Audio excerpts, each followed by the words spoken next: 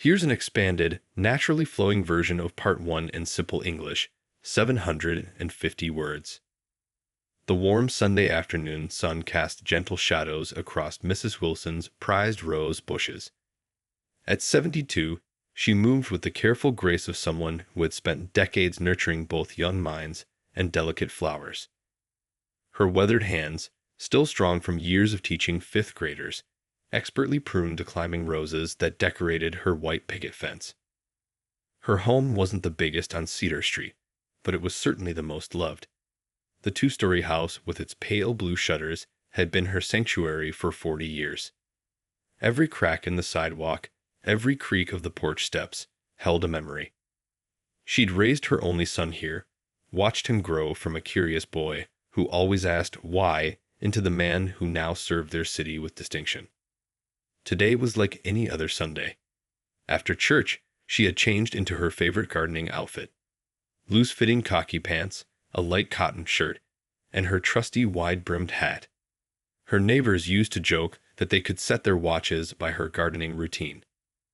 "Miss Wilson's out with her roses," they'd say, "must be 3 o'clock." But things had changed in recent years.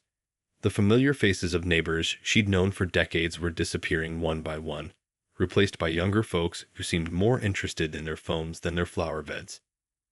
The new modern houses sprouting up looked oddly out of place next to the older homes, like shiny new pennies mixed in with cherished old coins. Just last week, she'd overheard someone at the grocery store calling her neighborhood up and coming. She couldn't help but wonder what they thought it had been all those years when she and her fellow teachers, postal workers, and small business owners had raised their families here. They might not have had the fanciest cars or the biggest houses, but they'd had something more valuable: a real community. As she worked in her garden that afternoon, trimming away dead leaves and pulling stubborn weeds, Mrs. Wilson hummed an old gospel tune. Her flower beds were her pride and joy, bursting with colors that made passersby stop and stare. The roses were her specialty: red, pink, and yellow blooms that had won her ribbons at the local garden show for 3 years running. She paused to wipe her brow, taking a moment to admire how the sunlight played through her wind chimes, the ones her students had given her when she retired 10 years ago. The gentle tinkling sound still reminded her of children's laughter. Out of habit, she checked her watch, knowing her son would be finishing up his meeting soon. He always called to check on her around this time, no matter how busy he was. The street was quiet, except for the occasional car passing by. Some of the new neighbors had already called the police twice this month about suspicious people in the area. Mrs. Wilson had lived here long enough to know what that really meant. She'd seen the worried looks on her son's face when they discussed it over Sunday dinner, had noticed how he drove by more often to check on her. But she refused to let fear change how she lived her life. This was her home, her garden, her piece of the world that she'd tended with love for 4 decades. She straightened up slowly, her joints protesting a bit after being bent over the flower beds for so long. The late afternoon sun felt good on her face as she gathered her gardening tools, preparing to take a short break for her afternoon tea. She had just picked up her favorite pruning shears when she noticed an unfamiliar police car crawling slowly down her street. Something about the way it moved, like a prowling cat, made her gardening shears feel suddenly heavy in her hands. The car stopped in front of her house, and 2 officers stepped out, their faces set in stern expressions she'd seen too many times before. Mrs. Wilson took a deep breath, squaring her shoulders the same way she used to before facing a classroom full of restless students. She'd spent her entire teaching career helping young people learn to look past their prejudices and see the humanity in each other. As the officers approached her front gate, she silently prayed she wouldn't need to teach that lesson one more time. "Would you like me to continue with part 2? I've kept the language simple and natural while building tension and character development in a way that should keep viewers engaged. Here's an engaging expansion of part 2 in simple English, 750 words." The 2 officers pushed through Mrs. Wilson's gate without asking, their boots leaving marks on her freshly swept pathway. The taller one kept his hand resting on his belt, while the shorter one held a notepad, flipping through it with an air of authority that seemed practiced. "Ma'am, we've received reports of suspicious activity at this address," the taller officer announced, his voice carrying across the quiet street. Mrs. Wilson noticed how he looked past her, scanning the house as if expecting to find something, or someone, else. Suspicious activity. She kept her voice steady, though her heart had begun to race. "I'm just tending to my garden, as I've done every Sunday for the past 40 years. The pruning shears felt heavier in her hands, and she carefully set them down on her garden table, noting how the officer's eyes followed her movement.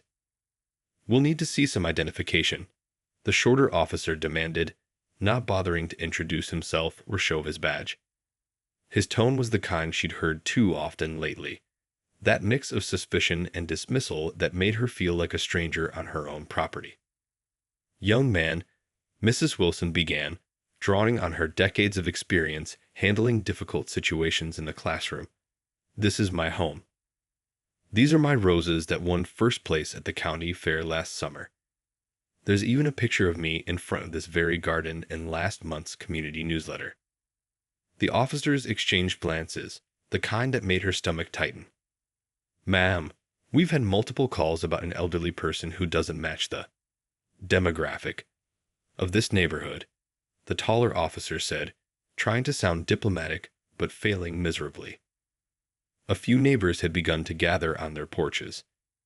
Mrs. Wilson recognized Mrs. Chen from across the street, phone in hand, looking worried. Next door, the new couple who'd moved in last month stood watching, the husband already recording with his phone. "I've lived here since before either of you were born," Mrs. Wilson said, straightening her back despite the afternoon's gardening having made it sore. "I taught at Pine Grove Elementary for 35 years. My son is," she stopped herself, years of being a mother having taught her when to hold certain cards close.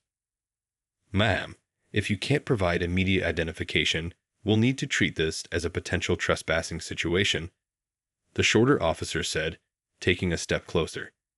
His hand moved to his radio, and Mrs. Wilson felt her chest tighten. The late afternoon sun cast long shadows across her beloved garden, making everything look slightly distorted. The wind chimes tinkled softly, their gentle sound now seeming out of place in the tense atmosphere. "My identification is inside the house," Mrs. Wilson said calmly, though her hands had begun to tremble slightly. "Would you like me to get it?" She took one step toward her porch, but the taller officer moved to block her path. "Stay where you are," he ordered. "How do we know you won't try to flee or grab something dangerous?" The absurdity of suggesting that a 72-year-old retired teacher might be a flight risk would have been funny if it weren't so frightening. More neighbors were gathering now. Mrs. Wilson could hear whispered conversations and the unmistakable sound of more phones recording. She thought about all the similar videos she'd seen on the news, all the times she'd shaken her head in sadness and anger. Now here she was, standing in her own garden, being treated like an intruder. "I'm going to call my son," she said, reaching slowly for the phone in her pocket. The officers tensed visibly, and the shorter one took another step forward. "Keep your hands where we can see them," he barked, his voice sharp enough to make her wind chimes seem to shudder. Mrs. Wilson's fingers touched her phone just as she heard a familiar engine sound coming up the street. A sound she knew as well as her own heartbeat, her son's car. For the first time since the officers had arrived, she felt her shoulders relax slightly. The gathering crowd turned to look as the distinctive black vehicle turned onto their street, its approach making both officers shift uncomfortably, though they didn't yet know why. "Would you like me to continue with part 3? I've maintained the tension while keeping the language accessible and the story engaging. Here's the engaging expansion of part 3 in simple English, 750 words. Standing in her garden, surrounded by the roses she'd nurtured for years, Mrs. Wilson drew on every ounce of strength she'd gained from 4 decades of teaching restless children. The afternoon sun felt hotter now, But she stood tall, her chin lifted slightly, the same way she used to stand when facing a difficult parent-teacher conference. "Young officers," she said, her voice carrying the same calm authority she'd used in countless classrooms, "I understand you're doing your job. But I need you to understand something too. This garden you're standing in, I planted every flower here with my own hands.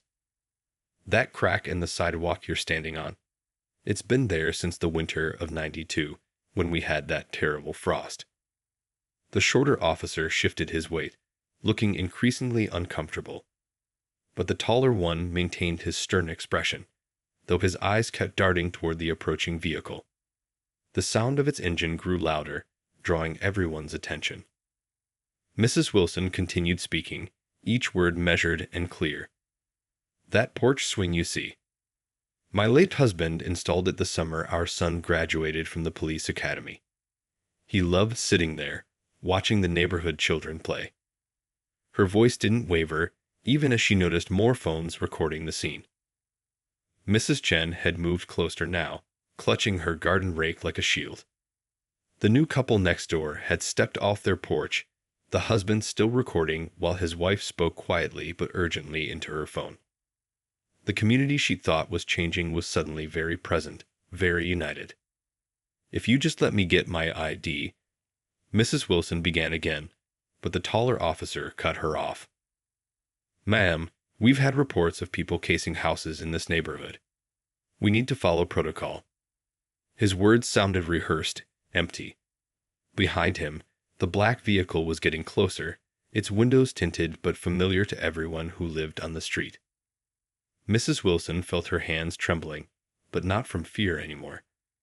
40 years of teaching had taught her to recognize teachable moments, and this, despite everything, was one of them. "You know what I taught my students for 35 years?" she asked, looking directly at both officers. "I taught them that assumptions are the seeds of mistakes. That you can't judge a book by its cover, and you certainly can't judge a person's right to be in their own garden by the color of their skin." The shorter officer had the decency to look down at his boots, the same boots that had left marks on her clean pathway. The taller one opened his mouth to respond, but the words never came out. The black vehicle had pulled up to the curb, its engine purring to a stop. The gathered crowd murmured as the car door opened. Mrs. Wilson allowed herself a small smile, the kind she used to give her students when they finally understood a difficult lesson. She watched as both officers' expressions changed, shifting from authority to recognition to something approaching panic. The afternoon light caught the gold badge on her son's chest as he stepped out of his car, still in his Sunday best. The police commissioner's stars on his collar gleamed, matching the determination in his eyes. But what struck the watching crowd most was how he moved, not rushing, not angry, but with the same quiet dignity his mother had shown. "Mom," he called out, his voice carrying easily across the garden she loved so much. "Are you all right?" The simple question held layers of meaning, years of worry, and a lifetime of similar moments. The wind chimes sang softly in the breeze as Mrs. Wilson stood among her roses, watching her son approach. The same little boy who used to help her plant seedlings was now the highest-ranking police officer in the city, walking toward her with measured steps. The two officers had frozen in place, their earlier confidence evaporating like morning dew. The taller one's hand had dropped from his belt, and the shorter one's notepad hung limply at his side. Behind them, the crowd had grown larger, but eerily quiet, as if everyone was holding their breath. Mrs. Wilson looked at her son's face, seeing in it the same expression he'd worn as a child when standing up to playground bullies. Some things, she realized, never changed. A mother's pride, a son's protection, and the need to stand firm in the face of injustice. These were constants, as steady as her garden seasons. Would you like me to continue with part 4? I've maintained the emotional depth while keeping the language accessible and the story engaging. Here's the engaging expansion of part 4 in simple English, 750 words. The tension in the garden seemed to crackle like static before a storm. The two officers stood frozen, their earlier confidence melting away as they watched their commissioner walk towards them. His Sunday suit was still crisp, though he'd clearly left some important event to be here. I received several calls about a disturbance at my mother's house, he said, his voice level, but carrying an edge that made both officers stand straighter. Would either of you care to explain why you're harassing a 72-year-old woman in her own garden? The shorter officer cleared his throat, his notepad trembling slightly in his hand. Sir, we were responding to calls about suspicious activity. Suspicious activity? The commissioner's voice remained calm, but his eyes narrowed. You mean my mother, tending to her award-winning roses, just like she's done every Sunday for 40 years. Mrs. Wilson watched as her son, the little boy who once brought her dandelions from the backyard, now stood as a shield between her and those who would question her right to be there. Her heart swelled with pride, even as it ached that such a moment was necessary. The taller officer attempted to salvage the situation. Commissioner, sir, we were just following protocol. There have been reports in the neighborhood. Protocol. The commissioner's question cut through the air like a knife. Is it protocol to enter private property without permission?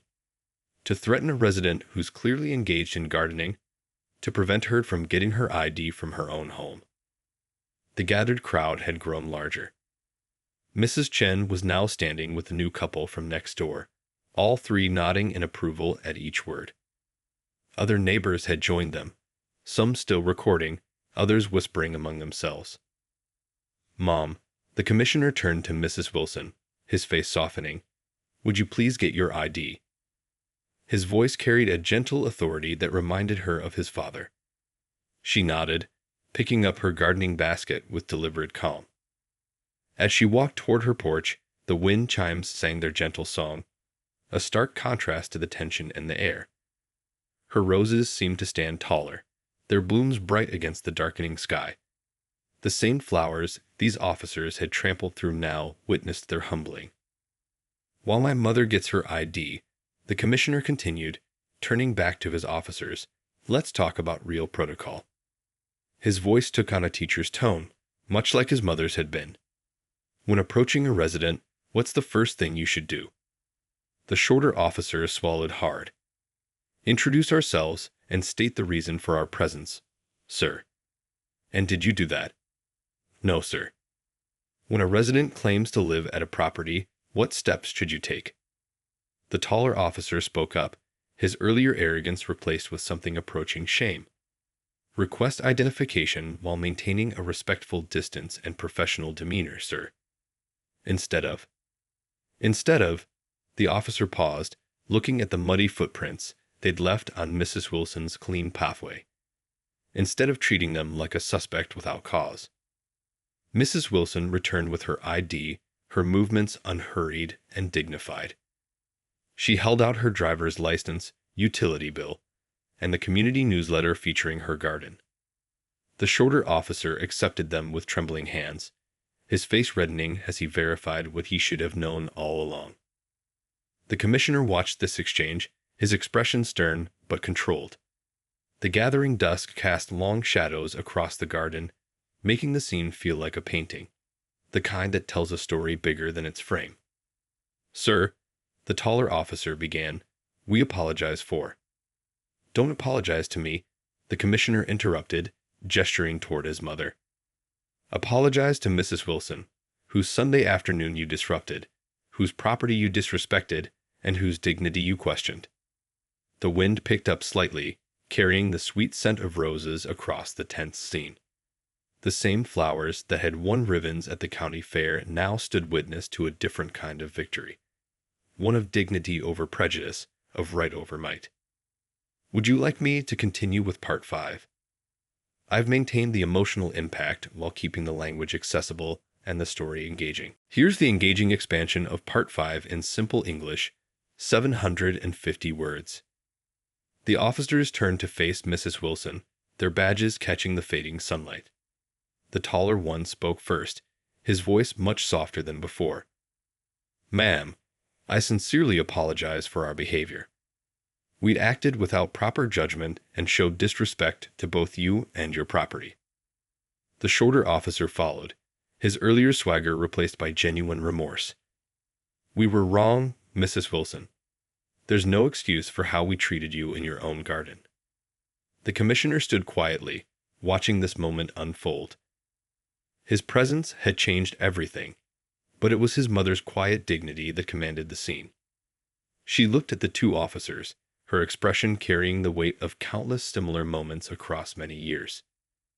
You know, she said, adjusting her gardening hat, in my 35 years of teaching, I learned something important.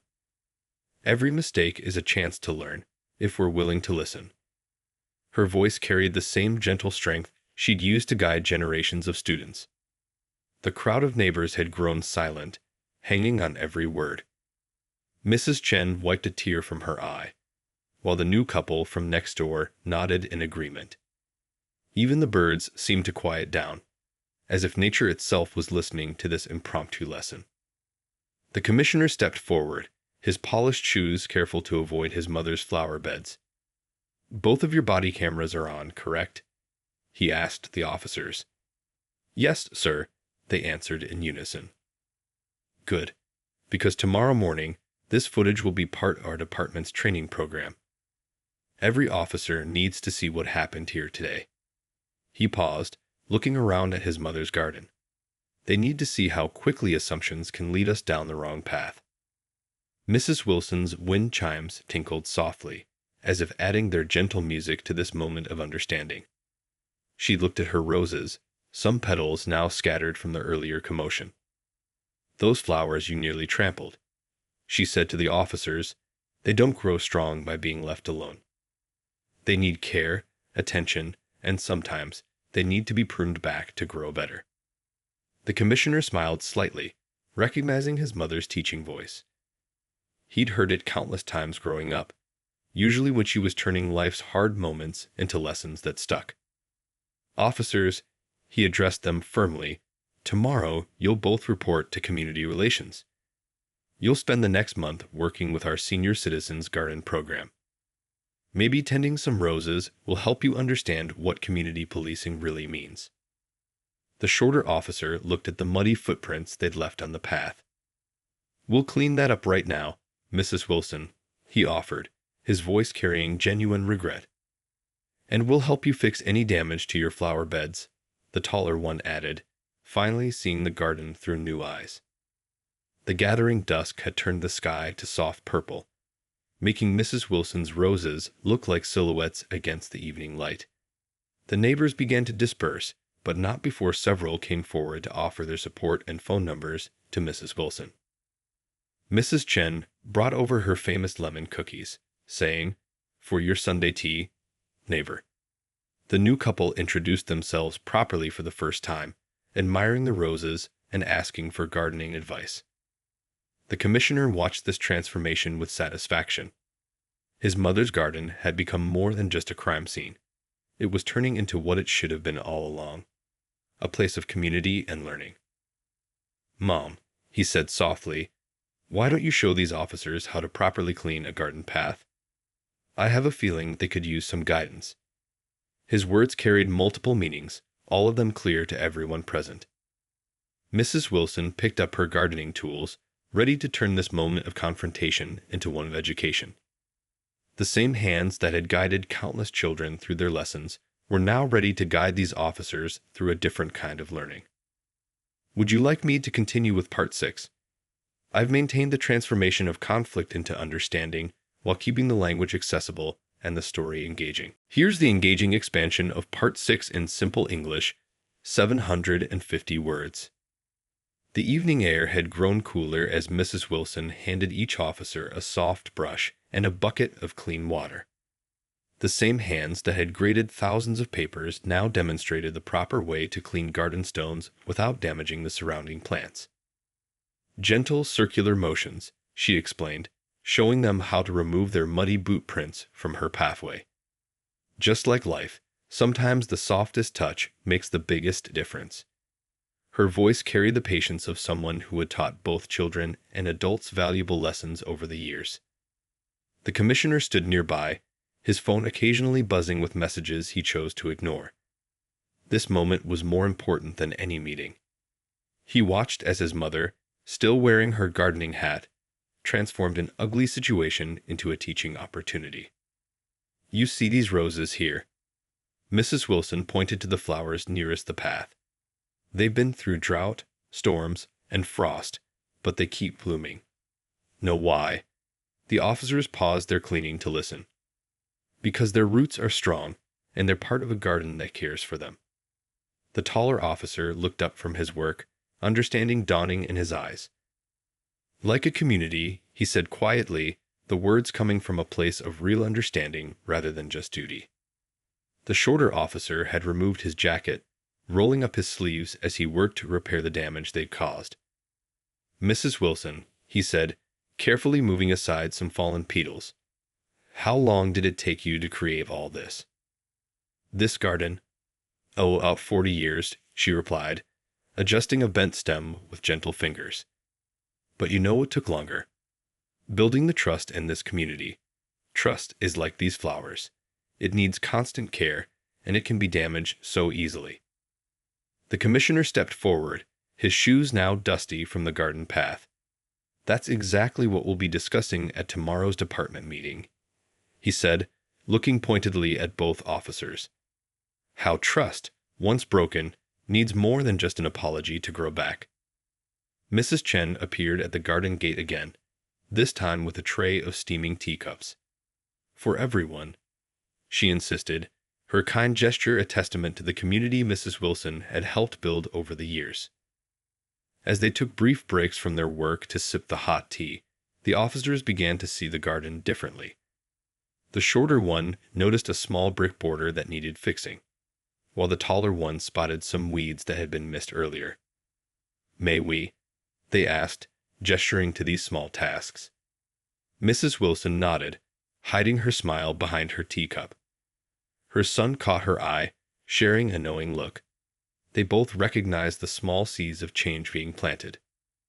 The new couple from next door had stayed too, offering to help document the incident properly. For the training program, they explained, their phones capturing not just the confrontation from earlier, but the transformation happening now. "You know," Mrs. Wilson said, watching the officers work, "in all my years of teaching, I found that the best lessons weren't planned. They came from moments like this, when we're brave enough to admit our mistakes and humble enough to learn from them." The commissioner nodded, his stern expression softening as he watched his mother's wisdom at work. The same garden that had almost become a scene of conflict was now a classroom of sorts, teaching lessons more valuable than any police manual could offer. As the sky darkened and porch lights began to flicker on along the street, the garden path was finally clean. But more than just footprints had been washed away. The officers stood up, their uniforms dusty, but their understanding clearer. "Tomorrow," the commissioner announced, checking his watch, "we'll start implementing changes in our community engagement protocols. And it will start with this garden." He turned to his mother, who was arranging her tools with the same care she once used to arrange her classroom. "Would you like me to continue with Part 7? I've maintained the focus on transformation and learning while keeping the language accessible and the story engaging. Here's the engaging expansion of Part 7 in simple English, 750 words." The commissioner cleared his throat, drawing everyone's attention in the dimming light of the garden. "Officers, take out your notepads. I want you to understand exactly how today's incident will change our department." The officers, their uniforms now bearing traces of garden soil, quickly pulled out their notepads. The same ones they'd earlier used to intimidate were now tools for learning. Mrs. Wilson watched from her porch swing, her hands wrapped around a fresh cup of tea brought by Mrs. Chen. First, the commissioner began, pacing along the newly cleaned path. "Every officer in our department will spend 1 day a month in community service. Not patrolling, not enforcing, serving." His voice carried the weight of authority, but also the warmth of someone who'd learned these lessons from his mother's example. The taller officer looked up from his writing. "Like helping in gardens like this, sir." Exactly. Gardens, community centers, senior homes, places where you can learn to see the community as people, not just patrol zones. The commissioner paused beside a rose bush. My mother taught me that you can't protect what you don't understand, and you can't understand what you don't take time to know. Mrs. Wilson smiled softly, remembering how she told him the same thing when he was just a rookie officer, eager to change the world, but still learning how to connect with the people in it. The shorter officer spoke up, his earlier arrogance replaced by genuine interest. Sir, could we start a program with the local schools? Maybe help kids plant their own gardens. Mrs. Wilson's eyes lit up at this suggestion. The teacher in her saw the potential immediately.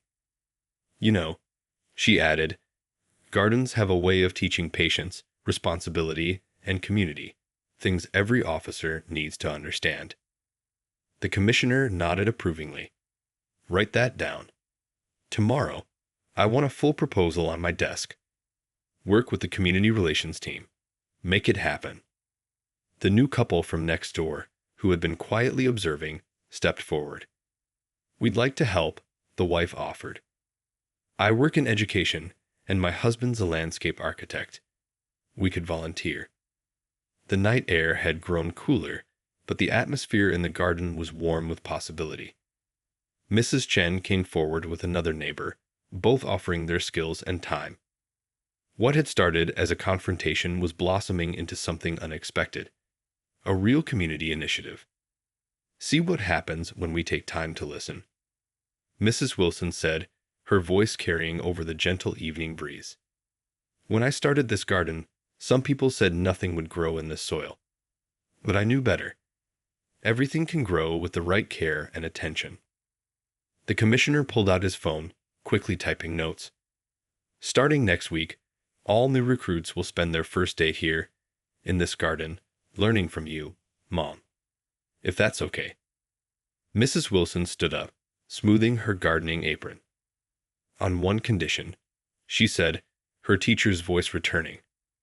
They have to be willing to get their hands dirty and their minds open. The officers looked at their own soil-stained hands and couldn't help but smile. They understood now what she meant. Real change, like gardening, requires getting your hands dirty. The neighborhood had grown quiet as evening settled in, but the garden was alive with plans and possibilities. The commissioner watched as people exchanged phone numbers and ideas, his mother at the center of it all, just as she'd been at the center of so many young lives during her teaching years. One more thing, he addressed the officers. Tomorrow morning, I want you both to review every call that came in about this neighborhood in the past month. Every suspicious person report, every unusual activity complaint. We're going to start handling these differently. The wind chimes sang softly in agreement as darkness finally settled over the garden. What had begun as one of the worst days in this peaceful space was ending as one of its most promising. Would you like me to continue with Part 8? I've maintained the focus on positive change and community building while keeping the language accessible and the story engaging. Here's the engaging expansion of Part 8 in simple English, 750 words. 6 weeks had passed since that eventful Sunday in Mrs. Wilson's garden. The once tense scene had transformed into something beautiful. On this bright morning, her garden was filled with different kinds of uniforms. Police officers in training gear, working alongside community members in gardening clothes. Careful with those seedlings. Mrs. Wilson called out to a young officer who was learning to transplant baby tomato plants. They're just like the communities you'll serve. Fragile at first, but strong when given the right support. Her teaching voice hadn't changed, though her audience had. The 2 officers from that Sunday were there too, but different now. The taller one was showing a group with elderly residents how to install raised garden beds, something he'd learned from working in his own newly started garden. The shorter one was teaching kids from the local school about plant care, his former stern expression replaced with patient smiles. Who would have thought? Mrs. Chen whispered to Mrs. Wilson as they watched from the porch. Your garden became a classroom for the whole police department. She handed her friend a fresh cup of morning tea, steam rising like hope in the early light. The commissioner arrived, carrying boxes of donuts and coffee for everyone. He wasn't in his usual suit today, but wore casual clothes, ready to work in the garden himself. Every Saturday morning for the past 6 weeks, he'd made sure to be here, not as a police commissioner, but as a member of this growing community. "Mom," he called out, setting down the boxes on a folding table. "The chief of police from the next county called. They want to start a similar program. Would you be willing to speak at their training academy next month?" Mrs. Wilson smiled, watching a rookie officer carefully water her prize roses. "Only if we can show them how to grow something more than just flowers," she replied, her words carrying deeper meaning. The new couple from next door had become regular fixtures in these Saturday sessions. The husband had designed an expansion plan for community gardens throughout the city, while his wife had integrated gardening into her school's curriculum. What started in Mrs. Wilson's garden was spreading, taking root in other neighborhoods. "Look at this tomato," a young officer called out excitedly, holding up his first successfully grown vegetable. The same hands that usually held handcuffs and weapons were now dirty with rich soil, creating life instead of controlling it. The taller officer from that Sunday gathered everyone around.